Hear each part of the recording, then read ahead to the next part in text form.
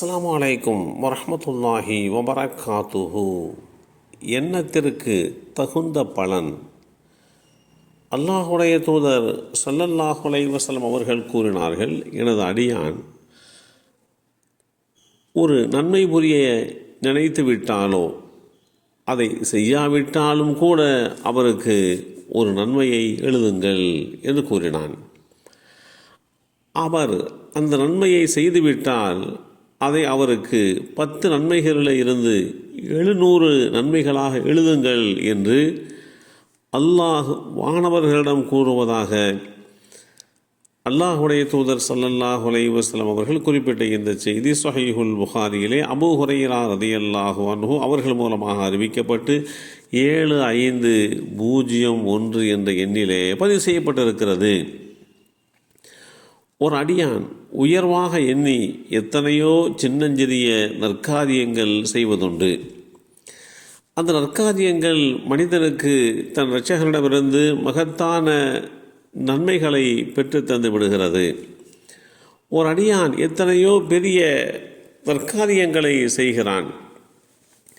அவனுடைய துச்சமாக எண்ணத்தின் காரணமாக அந்த நற்காரியங்கள் குறித்தான நன்மைகள் அவனுக்கு தன் ரப்பிடமிருந்து தன் இரட்சகனிடமிருந்து மிக குறைவான நன்மைகளையே பெற்றுத்தருகிறது. எனவே நம்முடைய எண்ணங்களில் நற்காரியங்கள் செய்கின்ற போது எண்ணம் சரியான முறையிலே அமையப்பட்டிருக்க வேண்டும். ஒருவர் அதிகாலையிலே எழுந்து தஹஜ்ஜத் என்ற அந்த அதிகாலை வேளையில் தொழுகின்ற தொழுகையை நிறைவேற்ற வேண்டும் என்கின்ற எண்ணத்தோடு படுக்கைக்கு செல்கிறார். ஆனால் தூக்கம் மிகைத்து அவரால் அந்த தஹஜ்ஜத் தொழுகையை தொழ முடியாமல் போய்விட்டது. இந்த வேளையிலே அல்லாஹு தாலா அவர் எண்ணி உறங்கினார்.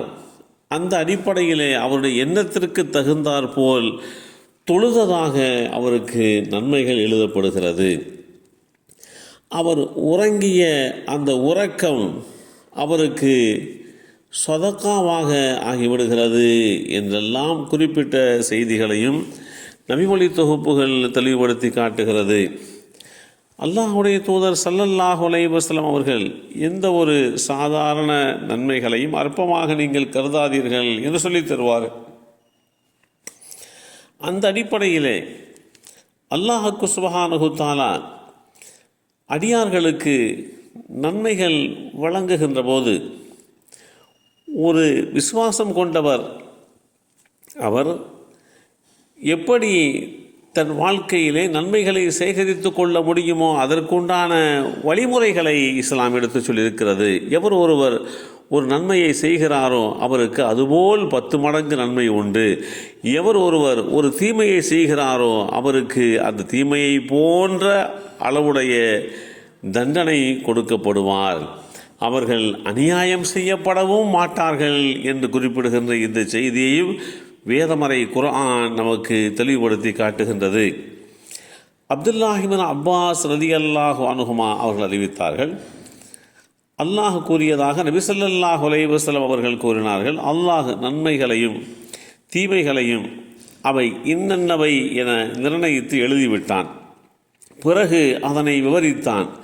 அதாவது ஒருவர் நன்மை செய்ய வேண்டும் என மனதில் எண்ணிவிட்டாலோ அதை செயல்படுத்தாவிட்டாலும் அவருக்காக தன்னிடம் அதை ஒரு முழு நன்மையாக அல்லாஹ் பதிவு செய்கிறான்.